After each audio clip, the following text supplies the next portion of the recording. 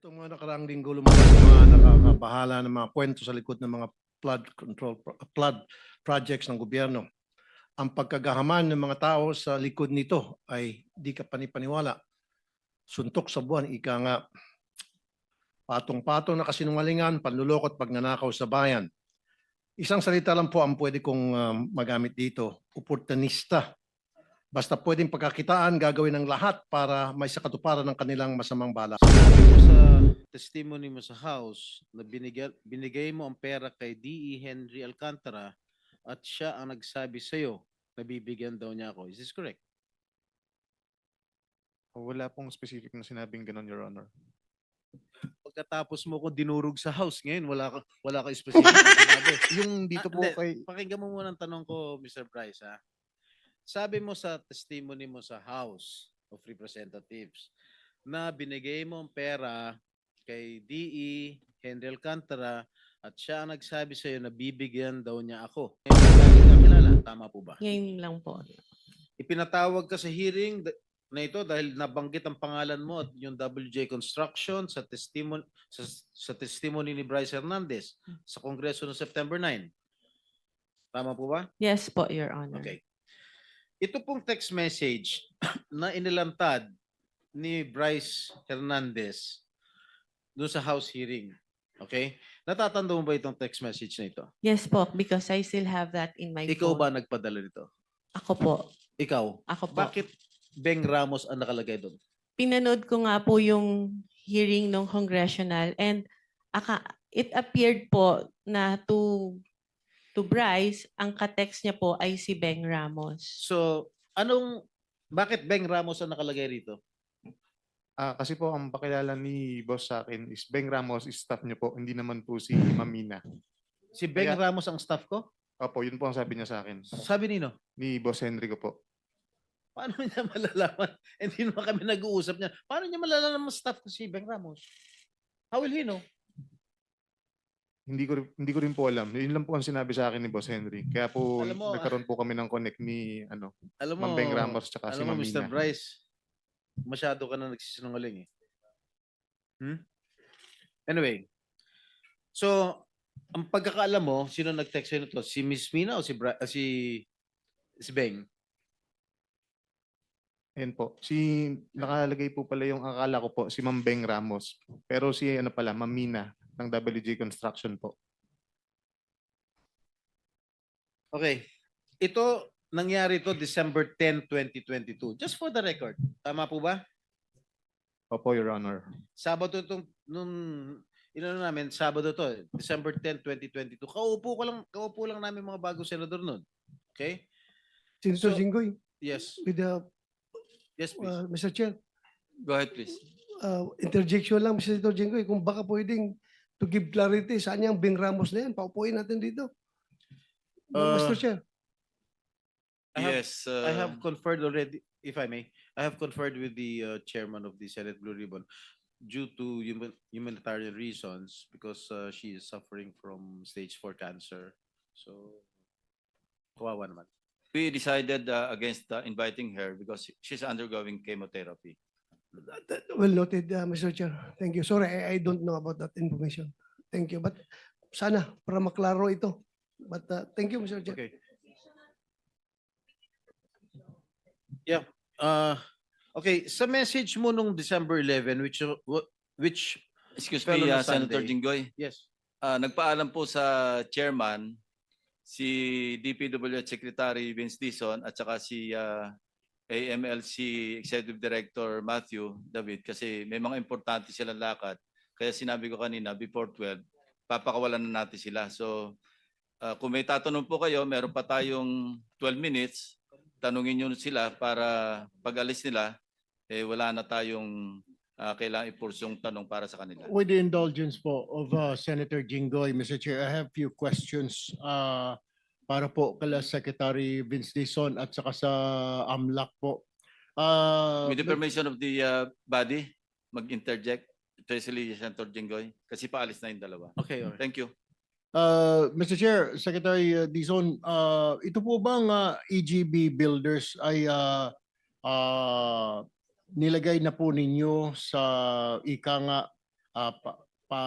kinasuhan po ninyo because they're one of the 15 that was mentioned by the Office of the President? Hindi pa po, Mr. Chairman. Bakit hindi po, Mr. Chair? Wala pa po kaming nakikitang proyekto at ebidensya na nagigid dito sa kumpanyang to. In fact, ngayon ko lang ho na narinig ito, itong EGB Builders. But we will look into it po, Mr. Chairman. Pero sa ngayon po, wala pa po. Kasama po siya doon sa top 15, Mr. Chair, itong EGB Construction. Kaya ako po nabanggit lang, Mr. Chair, dapat silipin din because we have information and we have the evidence linking EGB dito po sa Wawaw. Kasi ito pong Wawaw Builders na ito po ay kumpanya rin po ni Engineer Bagaw. Pinapahiram niya po yung lisensya ng Wawaw sa mga tiga DPWH po sa First District ng Bulacan.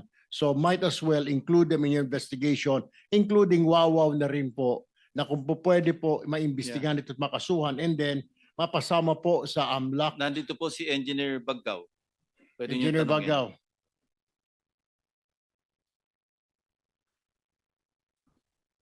Your Honor, if I may, allowed to manifest.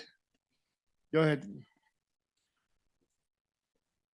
It is painful to hear and even more painful to know that many quickly believe accusations that have no clear foundations. For the record, po, hindi po ako ang may-ari ng Wawaw Builders at wala po ako kahit anong koneksyon kay Mr. Mark Arevalo at sa kanyang business. Mahigit po 3 dekada or 35 years na po ang EGP Construction Corporation sa industriya ng construction. I have built this company through my own effort and endured many hardships just to keep my company standing. Hindi po naging madali ang daan. Mr. Chair, hindi ko kayo binigyan ng pagkakataon para magtalumpati. Ang tanong ko lamang kung kayo ba ay may-ari ng Wawaw kasi meron po kaming ebidensya. And make sure yung sinasabi mo na yung kumpanya mo malinis at walang sabit, siguraduhin mo sa susunod na pagdinig dahil pag napatunayan po namin na sa iyo po yung Wawaw na yan, baka ikaw po ay maisama din po sa makokontem po na komite na ito. Do you own Wawaw Builders? With all due respect to the Honorable Committee, I firmly deny this allegation. Wala po akong ownership or kahit anong affiliation sa Wawaw. All right, my next question, last question for you. Ikaw po ba ay miyembro ng PICAB, yung nagbibigay po ng lisensya sa mga contractor? Are you a member of PICAB or board member of PICAB? Sa ngayon po, resigned na po ako. No, before. Before, yes, sir. How Yes, many Your years you've been a member of PICAB? I was appointed by then President Duterte and then I was reappointed by President Bongbong. Ilang taon po kayong sa PICAB? 3 years kay President Duterte and I serve as on holdover capacity ng 1 year kay... Pero tama po ba na ang PICAB po ang nagbibigay ng mga lisensya po sa mga kontraktor? Tama po ba ito? Tama po, Your Honor. Okay. Teka, Senator Erwin, ang inalaw ko lang, tanong doon sa dalawang aalis. Opo. So baka I'm pwede sorry, sa I'm second sorry, round mo Mr. na lang Chair. siya Kaya nga po, bubugin. yeah, what I'm saying is kanina nga po, baka pwede pong request po natin sa DPWH na tignan po ito, isama na rin po kasi nasa top 15 po itong Bagaw Builders at meron din po silang poor unsatisfactory report mula po sa GPBB, mula po sa SIAP. So kailangan din siguro mapasama sa kasuhan ito, kasama po yung Wawaw, and then doon po sa Anti-Money Laundering Council, baka pwede na rin po i-freeze sa mga assets nito, Mr. Chair. Mr. Chairman, unang-una po, maraming salamat Yes. po sa bagong information na ito. Kung mamarapati niyo po, hihingiin ko po yung mga information sa opisina ni Senator Erwin Tulfo at makakaasa po kayo na once we receive this, uumpisahan na rin po namin ang investigasyon dito. Thank you, Maraming Mr. Chair. salamat po. Interjection, Mr. Chair, with the for AMLAC. Meron pang question sa AMLAC, si Senator Erwin. Mr. Chair, for the 2 construction companies that you mentioned, you can confirm that we are also investigating them for purposes of filing the necessary cases regarding these flood control projects, Mr. Chair. You're referring to EGB and EJB Wawaw. and Wawaw Thank you. Construction, Mr. Chair. Senator Bam Aquino. Yeah, With the one- permission of Senator Estrada. One item for Secretary Dizon. So nire-research po namin yung Philippine Competition Act, and the PCC can file based on an administrative complaint, no, fines on those engaged in bid rigging at a fine of 100 to 250 million per instance. Kung 600 po yung kontrata natin, that's 600 times 100 million or 250 million, aabot ka ng 150 billion pesos in fines. And you only need substantial evidence, not evidence beyond a reasonable doubt, because this is administrative. So I suggest po that the executive talk to the Philippine Competition Commission, simulan nila yung kanilang motu proprio investigation at piyansahan na po natin yung mga contractor na may mga ghost project para ma-recover po natin yung pera. Mr. Secretary. Maraming salamat po dito sa bagong information na ito at tayo po ay immediately po makikipag-usap kay Chairman Mike Aguinaldo ng PCC at sa kanyang team para po maumpisahan ho natin kaagad to. Maraming By the way, salamat po sa suggestion. Secretary, the admission na may binabayad upon award, na may SOP upon award is already an evidence of bid rigging. So nandito na po lahat ng mga kailangan po na ebidensya dito po sa ating komite. Maraming salamat po at gagawin po natin to agad-agad. On that Thank you note, very much. very Question for quickly, AMLAC. Mr. President, Mr. Chairman. Yes, Senator Panglian. Yes, As long as you will address your questions to the two No, gentlemen. to Secretary Dizon, just a manifestation very quickly. And if you compare with the PCC, just for your information, the PCC actually imposed a huge fine of about 2.4 billion pesos last September 2024. But this refers to another group of companies, itong Onion Cartel. Yun nga lang, isang taon na, hindi pa rin nababayaran yung multa. So for the record, Secretary Dizon, pag you go that route, wag namang umabot ng isang taon bago wala pang namumulta. For the records. Opo, maraming salamat po. Pipilitin po natin at action po tayo agad dito. One question Maraming for salamat AMLAC, po. Mr. Chair, with Senator the indulgence Ontiveros, of Senator recognized. Estrada. Salamat po, Mr. Chair. Kay Sir Attorney David, sir. Well, nagpapasalamat po ako sa mabilis yung aksyon dun sa request ng bagong DPWH Secretary na i-freeze yung accounts ng mga involved dito.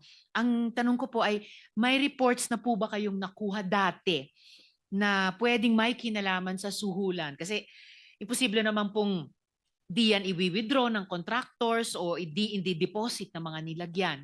No? So meron na po bang reports at pwede nyo po bang i-submit yung mga reports na yon sa komite?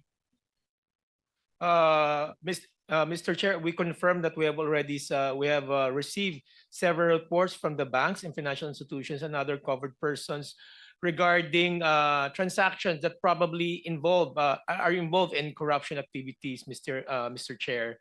And this became one of the basis for the filing of we can confirm that we filed a petition for freeze order with Court of Appeals, and the Court of Appeals issued that freeze order recently. And we submit also, Mr. Chair, that we will make the appropriate submission to the office of the Senator Ontiveros regarding this matter, Mr. Chair.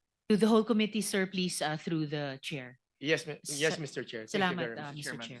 Yes, Mr. Chair, ako naman. Gatchalian and then Senator Rafi. Never pa ako nakapag-interject. After I've been quiet all along. Senator By the way, Gatchalian, Mr. then Chair, ikaw. 1 o'clock meron pa rin akong committee hearing sa Okay. public With service. indulgence. yes, Mr. Okay, sige, Senator Rafi. Thank you, Mr. Chair. Thank you, Senator Wayne. Kay Secretary Vince Dizon, yung po mga na-recover ninyong amounts from the contractors with ghost projects, yung sa liquidated damages sa performance bond, saan po napupunta yung amount na yun? And how much so far has been collected? Unang-una po, nagsisimula pa lang po tayong i-call yung mga iba't ibang bonds, insurance, warranties dito sa mga kontratang ito. As of now po, wala pa po tayong nakukuha. May proseso po ito base sa ating mga regulasyon.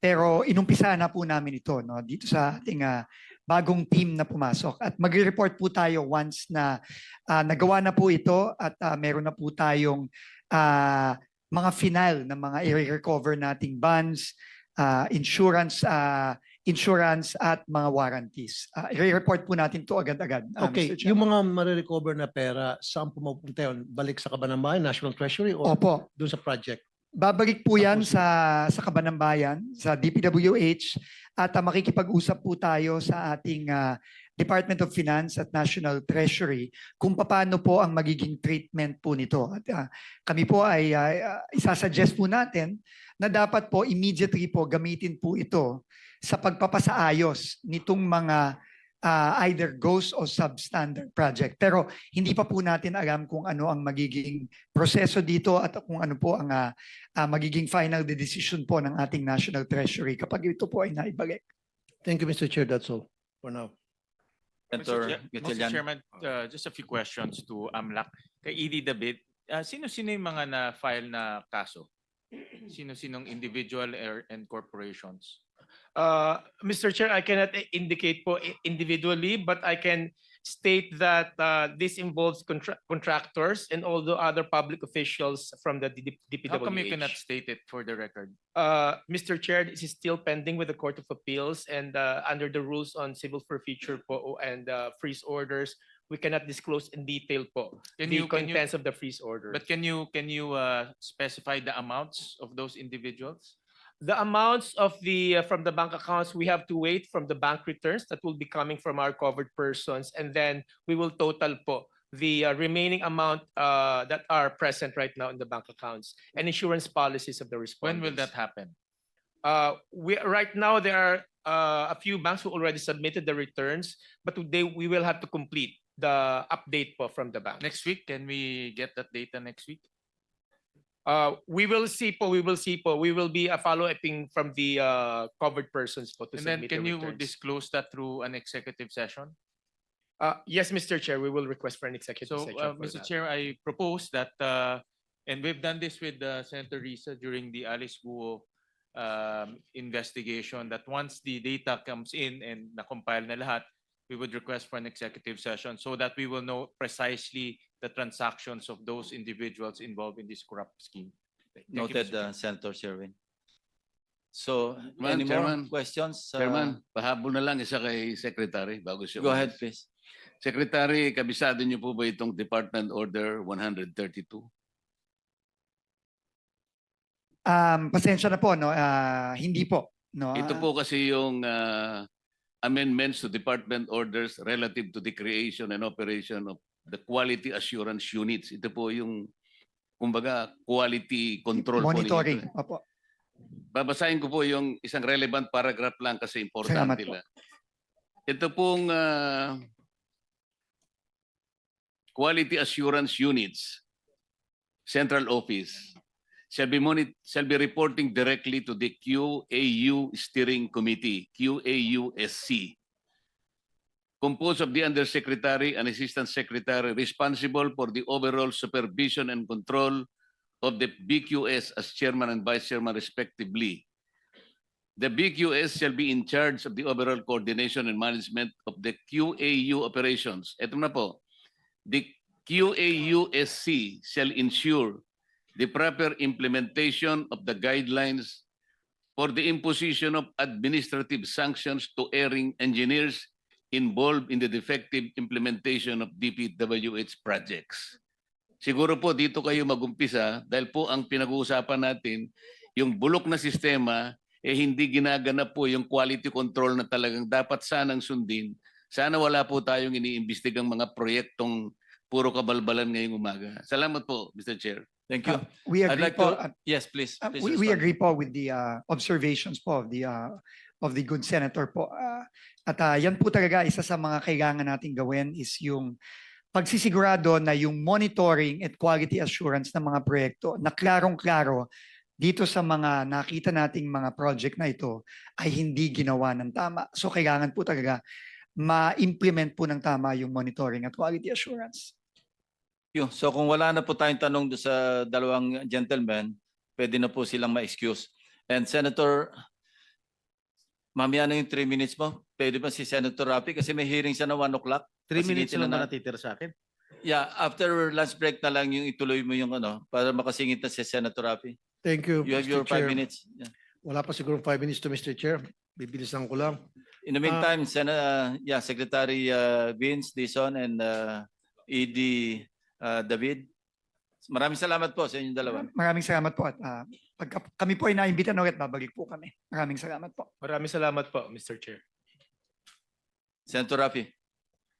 Mr. Chair, itong mga nakaraang linggo lumabas sa mga nakakabahala ng mga kwento sa likod ng mga flood projects ng gobyerno. Ang pagkagahaman ng mga tao sa likod nito ay di ka panipaniwala. Suntok sa buwan, ika nga. Patong-patong na kasinungalingan, panlulokot, pagnanakaw sa bayan. Isang salita lang po ang pwede kong magamit dito, oportunista. Basta pwedeng pagkakitaan, gagawin ng lahat para may sakatuparan ng kanilang masamang balak. Mr. President, sa interview ni Mr. Curly Discaya kay Julius Babaw, sinabi niya na dati iniisip niyang pumasok sa simbahan at magpare. Sana para daw makatulong siya sa kanyang pamilya at kikitain niya sa mga donasyon. So ibig sabihin, kukupit siya doon sa mga limos para ibigay sa kanyang pamilya. Yun po sabi niya. At sabi rin niya, siguro hindi raw talaga pinagkaloob ng Panginoon dahil hindi maganda ang kanyang intensyon. Buti na lang. Pero napunta sa DPWH, sa simbahan, bare-bare, dito sa DPWH, tambak-tambak na salapi. Now, bago sa aking question, bukod sa flood control projects, ghost projects na pinasok ninyo, na kung saan naloko yung gobyerno ng malaking pera, pati ba naman yung mga pinagyayabang nyo mga sasakyan, niloko nyo ng gobyerno dahil halos karamihan doon na smuggled, hindi ka nagbayad ng buwis. Pangatlo, sinabi mo dito noon na ayaw mo magbitaw sa yung negosyo kahit napalugi dahil naawa ka sa mga trabahador mo. May report sa DOLE na nang-api ka ng mga trabahador mo. 2 beses ka naloko. So ngayon, tanong ko ngayon, dito sa dokumento ng Bureau of Customs, lumilitaw na marami ka mga vehicle dito, luxury vehicles, na wala sa record ng Bureau of Customs na nagbayad ng buwis o naipasok man lang. You agree? Your Honor, binili po namin sa local dealer po yan dito sa Pilipinas. Wala po kaming intention manloko kasi hindi po kami ang nag-angkat niyan, kundi po yung dealer po na bumili. Hindi rin po namin alam kung nandaya sila dahil basta kami po ay inutang po namin sa kanila yung mga sasakyan na yan at may PDC din po kami na 2 years to pay po yung iba doon saka 1 year to pay po yung iba. Tapos tapos Your Honor, ganun din po yung tungkol naman po kay Jules Babaw. Wala naman po akong sinabing para mangupit po, kundi ang sabi ko lang po doon ay talagang hindi talaga inadya ni Lord na maging pari po ako kasi ang purpose ko po noon ay matulungan po ang aking pamilya dahil talagang hirap kami sa buhay pero hindi po para mangupit. Tingin ko lang po baka ang sabi ko lang po doon siguro kaya kami dinala dito ni Lord sa ganitong klase ng bagay para mas marami pa po kami matulungan. Katunayan Para mas nga marami po, pa makulimbat. Your Honor, hindi po. May charity foundation po kami na tuloy-tuloy pong tumutulong sa mga nangangailangan po. Punta na tayo dun sa Bureau of Customs. So, meron ditong 8 sasakyan na nasa possession ninyo na pinagmayabang nyo sa social media na walang records ang Bureau of Customs na nagbayad ng buwis. Ibig sabihin, ito ay swing. So sabi mo, binili mo lang ito sa isang dealer. Kasi ang gagawin ko, patatawag ko yung dealer, papatawag ko yung consignee, at dahil pagpipilian, it's either yung consignee magpapakulong o ikaw ipapakulong niya. Kasi imposible, these are very expensive cars we're talking about. Millions and millions of pesos. Imposible hindi mo tatanungin yan. Yan ba mali sa papel niyan, pare? Yan ba nagbayad ng tax sa Bureau of Customs? Especially the fact na recently, ako ang nag-expose nun tungkol dun sa 2 kotse na Bugatti, yung mga hot cars na Bugatti na nakumpis ka ng Bureau of Customs dahil hindi nagbayad ng buwis. And I know for a fact na ilan sa mga vehicles dito ay pumasok sa Batangas. Alam mo yung modus ng mga dealer mo? Papalabasin sa container, kunyari Toyota Tundra, pero ang sa loob ng container, yun yung Rolls Royce na may payong.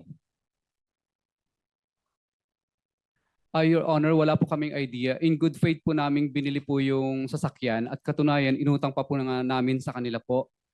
Wala po kaming idea, basta binigyan lang po nila kami ng dokumento na kompleto po, yung may certificate of payment din po. Basta naparegister at sila na rin po ang tumulong sa amin para iparegister po sa LTO yung mga sasakyan po. Wala po kaming alam kung paano po mag-import. Wala po So nung kami- binigyan ka ng dokumento para sa Rolls-Royce halimbawa upang i-register sa LTO, so meron kang hawak-hawak na dokumento galing sa Bureau of Customs. Dapat to prove na pumasok yan ng legal at yan ay nagbayad ng taxes and duties sa Bureau of Customs. Because it will not be registered, hindi i-register ng Bureau of Customs yan dahil high na sasakyan to kung wala kang hawak ng mga dokumentong yon. Yes po, Your Honor. Kaya nga po napatransfer po nila sa LTO po. Papunta po sa pangalan po namin. Kaya nga, so nakita mo yung dokumento galing sa Bureau of Customs na nagbayad ng buwis para sa Rolls-Royce. Alam ba, Rolls-Royce na lang. Your Honor, yun po ang sabi po ng tao ko po sa akin. Kaya po na-transfer po sa pangalan namin dahil kompleto daw po yung dokumento. Hindi yung sabi ng tao mo, dapat nakita ng dalawang mata mo dahil sabi mo ikaw nag-register, di ba? At saka ang patak lang sa LTO, dapat tayo mismo, tayo may-ari ng sakyan, ang dapat nagpa-register. Kung hindi, pati LTO tatamaan dito. Dahil bawal yun, iutusan mo yung ibang tao mag-register on your behalf para sa isang high-end sakyan. Ibig sabihin, gumamit ka ng fixer. So may tama ka na naman. Hindi po, Your Honor. Yung mga staff po namin na inutusan ko po sa logistic, sila po ang tumulong At po. alam mo, para- bawal yun. Magpa-register ka ng sasakyan at pipirma, meron kang dapat pirma doon sa registration, alam mo, bawal yun. Hindi ka dapat pwedeng gumamit ng ibang tao. Dapat ikaw mismo ang pupunta sa LTO, present yourself personally para pakita na talagang ikaw yon. Tama? Yes po, Your Honor. Bali, ganun nga po ang nangyari. Oh, so ibig sabihin sinungaling ka. Anyway, ganito lang Mr. Chair. Your Honor, hindi po. Talagang ako po yung yung nangyari po ay talagang yung dokumento po, talagang tama po yung prosesong ginawa po namin sa LTO. Yung mga dokumentong hawak mo, fake yung mga dokumentong yon. And I'm sure and I'm very sure na alam mo na fake yung dokumentong yun at nakipagsabuhatan ka. At malalaman niya sa susunod na hearing, in fact, ngayon pa lamang, alam ko na nagsinungaling ka. Sa susunod na hearing, patatawag yung dealer at saka yung consignee. Kawawa namang consignee. Sigurado ako baka yung consignee matauhan mo lang. Anyway, Mr. Chair, given that Yeah. Mr. Diskaya has been Wind up cited in because you contempt. have 1 second. Sige, go ahead. Ito lang. Mr. Chair, given that Mr. Diskaya has been cited in contempt and Mr. Alcantara, I move that they be detained and handed over to the custody of the Senate Sergeant at Arms. I second the Is motion. there any objection? Properly seconded? Hearing none? Yeah, they will be taken under custody of the OSAA, the Senate Security. Thank you. Thank you, Mr. President. That's all. So we will extend up to 12:30. So Senator Jinggoy can reclaim his 3 minutes, last remaining 3 minutes. After that, we'll go on break and then we come back at 1 o'clock. Please proceed. Thank you, Mr. Chair. Madam Mina, sa message mo nung December 11, which was a Sunday, may sinasabi ng isang delivery. Tama po ba? Yes po. Ano ito? Para saan at para kanino? I meant by delivery po are the documents na hinihingi niya po for the processing po ng joint venture with the supposed contractor. Hindi pera ito.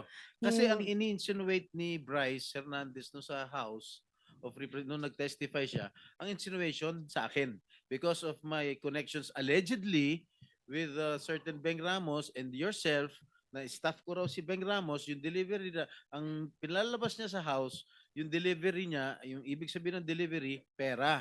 Na nag-deliver ka ng pera straight to my office. Yun ang, Hindi po yun ang ganun insinuation yung, niya eh. ang agreement po is kami po kasi yung gagastos sa processing No, fee. no. So yung po siguro I'm yung telling you, nire-refer niyang excuse me, pera. I'm telling you that that was his insinuation when he testified in the House Yes. House of Representatives. Yes. Pero right now, you are saying na hindi mo ako kilala, hindi ka po. nagpunta sa aking Hindi tanggapan. rin po. Correct? Yes, Your Honor. So lumalabas talaga na wala akong kinalaman kung ano man ang transaksyon niyo ni Bryce Hernandez. Am I correct? Yes, Your Honor. There, 1 second. 1 second. With the permission of Senator Estrada. Yes, please. So hindi mo kilala si Senator Jinggoy, at hindi ka nagdala ng pera sa kanya. Hindi po. Kahit po kay Bryce, wala po akong dinalang pera. Okay. So talagang safe ka na. Please, continue. Okay. Nabigyan ka ba o na-awardan ka ba ng DPWH project ni Bryce? Wala po kaming na-award na project dahil hindi nga po kami natuloy na mag-bid, Your Honor. So kasi again for the last time, pinalalabas kasi ni Bryce Hernandez ng text message ay patungkol sa akin. Okay? Very clear yan. Pero mismo ang taong kausap sa text ay nagpapatunay na kayo na wala naman akong kinalaman dyan. Can Wala you please po. confirm? Your Honor, ang usapan pa lang po namin is magkakaroon pa lang po ng joint venture para po mag-qualify po kami. And for that, sa ganyang pagkakataon po kasi, meron pa pong invitation to bid and hindi ko pa rin po alam kung ano yung project specifically dahil nga po over the phone lang kami nagkakausap. That's why I want to send a staff para po mas malaman mabuti ano ba yung project na sasalihan po namin na for the joint venture agreement. Before you proceed, Senator Jinggoy, the committee welcomes DOJ Secretary Crispin Boying Remulla to the Senate. Thank you. Thank you. So, tapos na ako sa iyo, Madam Mina. Tiga Sambales ka Nice pala? to meet Tiga you, sir. Sambales ka? Opo. Lumaki ka Sambales? Yes po. Marunong ka magsalita? Opo. And to add po, my father is also a public servant for more than half of his life and he's known to be incorruptible. Kaya ang sakit po na madrag talaga yung pangalan. Tanda mo Manambali? Yeah po. Okay. Anyway, for the record, Engineer, I'll be asking questions to propound questions to Engineer Hernandez. Mr. Are you Bryce done with Hernandez. Miss Mina? So we Yes, can I'm done. excuse her? Yes, please. Unless other members will be asking questions pa. Wala naman. Okay. So you cannot leave yet. Okay. Mr. Bryce Hernandez, hindi tayo personal magkakilala. Do you confirm? Yes, Your Honor. Ni minsan ay hindi po ako tumawag sa iyo, nag-text message sa iyo, nag-message. Tama ba? Yes, Your Honor. Sinabi mo sa testimony mo sa House na binigay mo ang pera kay D.E. Henry Alcantara at siya ang nagsabi sa iyo na bibigyan daw niya ako. Is this correct? Wala pong specific na sinabing ganun, Your Honor. Pagkatapos mo ko dinurog sa House ngayon, wala ka specific na sinabi. Yung dito po Hindi. kay... Pakinggan mo muna ang tanong ko, Mr. Bryce. Sabi mo sa testimony mo sa House of Representatives na binigay mo ang pera kay D.E. Henry Alcantara at siya ang nagsabi sa iyo na bibigyan daw niya ako. Is this correct? Tungkol po dun sa 2025 projects, opo.